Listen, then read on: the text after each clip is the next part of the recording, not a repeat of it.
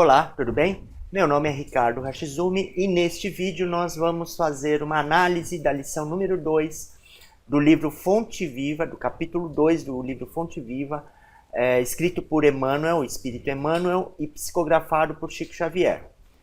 O nome deste capítulo é Modo de Fazer.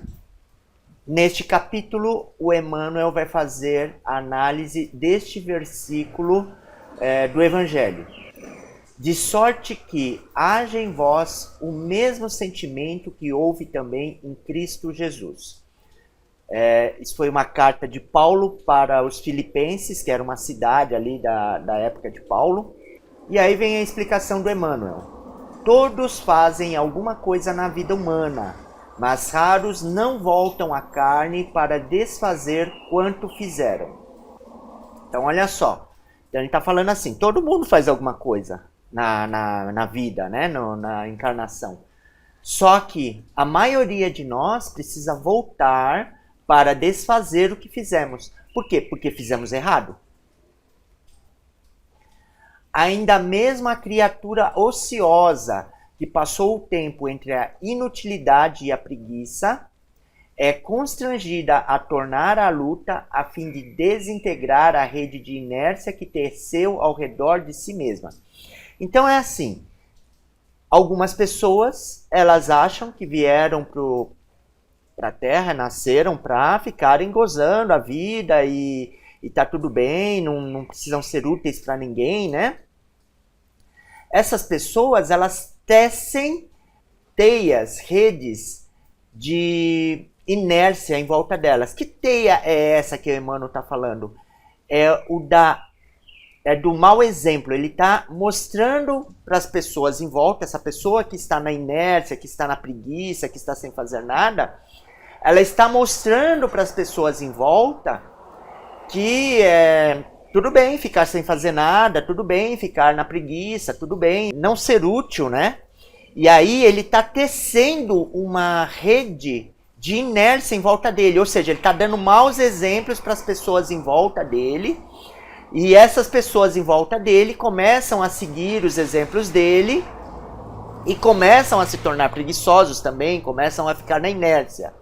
Aí o que acontece? Ele também, essa pessoa que é preguiçosa, ela é constrangida a voltar, a encarnar, a reencarnar, para desfazer isso, ou seja, dando bons exemplos. Agora, nessa encarnação seguinte, ele vai ter que trabalhar, ele vai ter que dar o bom exemplo, mostrando que é necessário o trabalho e dando esse exemplo de que o trabalho é necessário para a vida.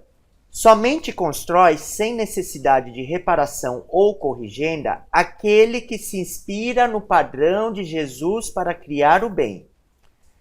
Então, olha só, todos nós construímos, mas somente aqueles que seguem o padrão, o modelo de Cristo, é que não precisam voltar para desfazer o que fizeram. Por quê? Porque fizeram certo. Porque quando você segue o modelo de Cristo, o padrão de Cristo, então você não precisa mais voltar para desfazer aquilo que você fez anteriormente, porque foi bem feito, foi uma coisa bem feita. Porque eu não sei se você sabe, mas Cristo, conforme está lá no Livro dos Espíritos, né, o Kardec pergunta assim para os espíritos, qual foi o modelo e o modelo mais perfeito que Deus nos deu para nos inspirar? E os espíritos são categóricos em afirmar Jesus Cristo. Jesus Cristo, ele é o nosso modelo e guia. O que é um modelo? Modelo é aquele que a gente imita. Então precisamos imitar Jesus. E guia, o que é um guia? Guia é aquele que nos mostra a direção, para onde devemos ir. Então devemos seguir ao guia. Não tem o guia turístico, por exemplo? O guia turístico, você segue ele vai te mostrando os pontos turísticos e assim por diante. Da mesma forma, nós temos que seguir os passos do Mestre. Então, Cristo é o nosso modelo e guia, tá? Fazer algo em Cristo é fazer sempre o melhor para todos, sem expectativa de remuneração, sem exigências, sem mostrar-se, sem exibir superioridade, sem tributos de reconhecimento, sem perturbações. Em todos os passos do Divino Mestre, vemo-lo na ação incessante em favor do indivíduo e da coletividade, sem prender-se. Então, até aqui, o que o Emmanuel está falando? Ele está falando que nós devemos fazer as coisas sem esperar nada em troca.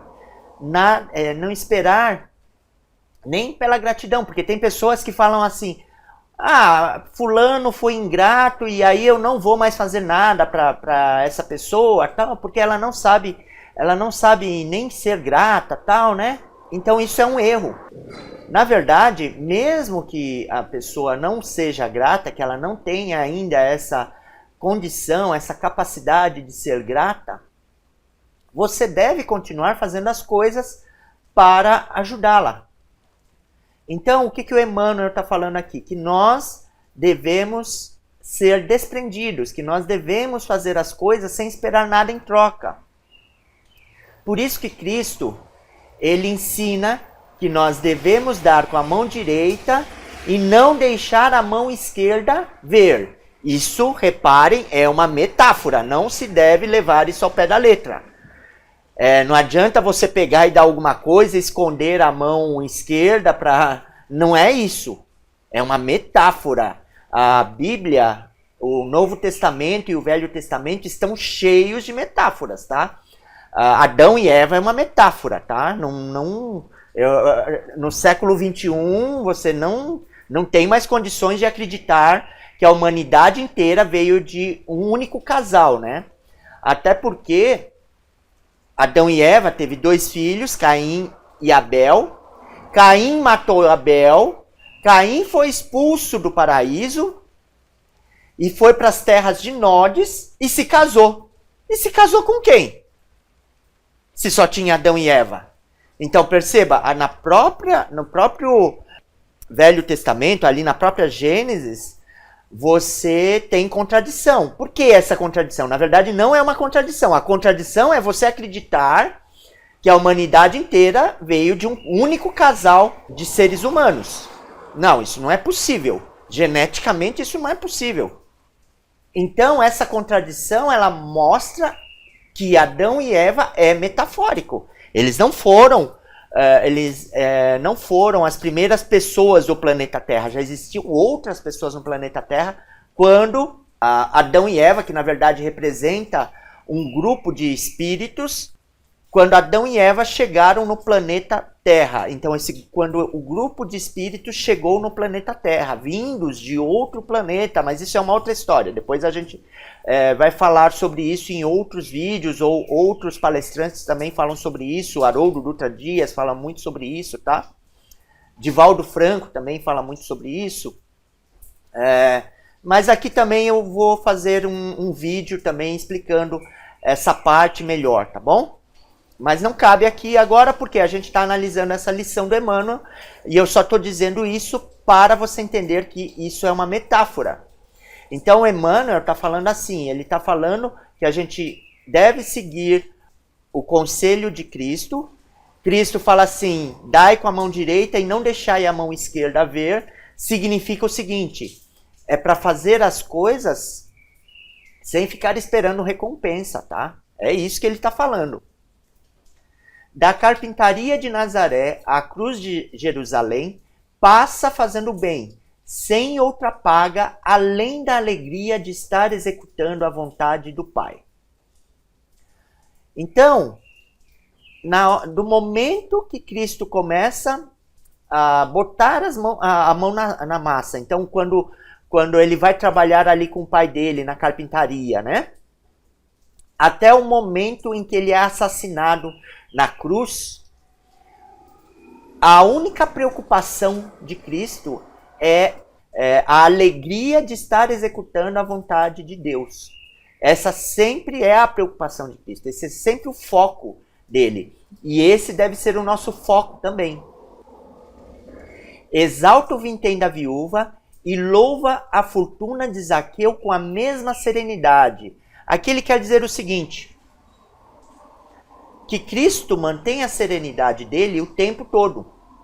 Então, quando ele exalta o vintém da viúva, ele não fica triste.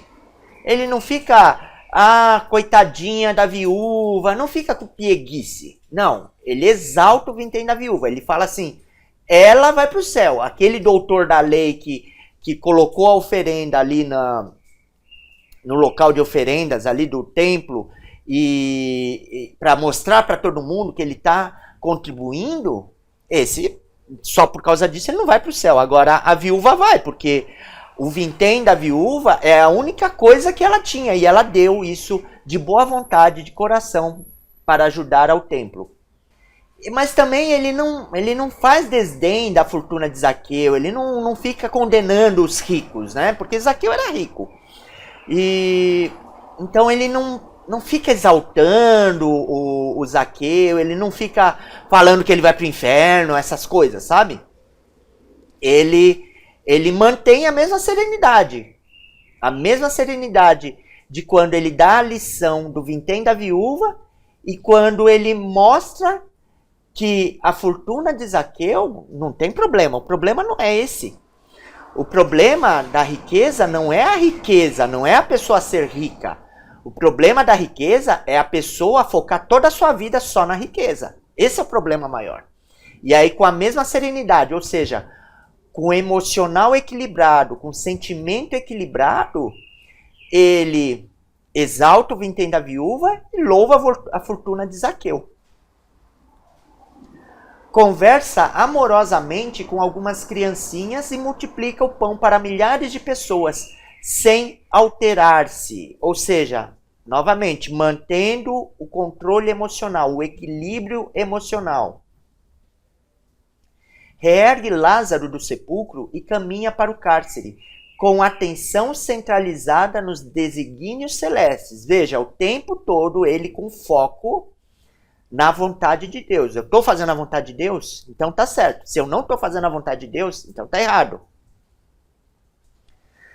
Não te esqueças de agir para a felicidade comum, na linha infinita dos teus dias e das tuas horas. Então aqui o Emmanuel, ele traduziu o que é a vontade de Deus. Não te esqueças de agir para a felicidade comum, na linha infinita dos teus dias e das tuas horas. Então, nessa frase aqui, tem duas coisas. Primeiro, ele está mostrando o que é a vontade de Deus. Que a gente precisa agir, a vontade... Deus quer que nós façamos isso. Que nós executemos ações para contribuir para a felicidade de todo mundo. E aí ele fala uma outra coisa. Na linha infinita dos teus dias e das tuas horas. Ou seja, a linha infinita é assim, você não vai morrer. A morte do corpo é só a morte do corpo, mas você vai continuar vivendo, você vai continuar com seus gostos. Então, por exemplo, se você gosta de comida italiana, quando você morrer, você não vai mudar o seu gosto, você vai continuar gostando de comida italiana. Você vai continuar não gostando de algum alimento que você não goste, talvez. Você vai continuar sendo quem você é. Se você tem maus pensamentos, se você cultiva maus pensamentos, não é porque você desencarnou, que você perdeu o seu corpo de carne, que você vai melhorar os seus pensamentos. Não, você precisa começar a fazer esse trabalho agora. Você precisa começar a melhorar os seus pensamentos a partir de agora. É para isso que nós estamos aqui. Você precisa aprender a meditar, por exemplo, para aprender a controlar os seus pensamentos. Então, você não vai mudar depois da morte. Você vai continuar sendo quem você é. Então, a partir desse momento, você precisa começar a se melhorar, porque senão você perdeu tempo, você perdeu a sua encarnação, porque nós viemos aqui para o planeta Terra para isso, para evoluirmos, para melhorarmos o nosso intelectual e para melhorarmos a nossa capacidade de sentir, de controlar os nossos sentimentos e as nossas emoções. e na linha infinita dos seus dias e das tuas horas. Você é imortal. Você não vai morrer. Então, na linha infinita dos teus dias e das suas horas, o que você tem que fazer o tempo todo? Ou se esforçar para tentar fazer isso o tempo todo? Agir para a felicidade comum. Isso é a vontade de Deus. Todavia, para que a ilusão te não imponha o fel do desencanto ou da soledade, ajuda a todos, indistintamente, conservando acima de tudo a glória de ser útil, de modo que haja em nós o mesmo sentimento que vive em Jesus Cristo. Ou seja, quando a gente faz tudo isso, nós alinhamos o nosso sentimento com o sentimento de Cristo. Qual que é o sentimento de Cristo? Não é a alegria de fazer a vontade de Deus? Quando a gente serve, quando a gente trabalha, quando a gente é útil para a sociedade, quando a gente contribui para a felicidade de todos, do comum de todos, nós estamos alinhando o nosso sentimento com o sentimento de Cristo, do Mestre. E aí é isso, pessoal. Eu espero que vocês tenham gostado desse vídeo. Se vocês gostaram, dê um like, por favor. Inscreva-se no nosso canal. Esse canal ele é exclusivo para contribuir na divulgação do Espiritismo e do Evangelho, porque Kardec nos ensina que a maior caridade que nós podemos fazer é ajudar na divulgação do Espiritismo, ajudar na distribuição de luzes do Espiritismo. Se vocês tiverem alguma dúvida, quiserem fazer algum comentário, faça um comentário aqui embaixo, eu vou tentar responder a todo mundo, tá bom? E é isso, eu aguardo você no nosso próximo vídeo. Até lá!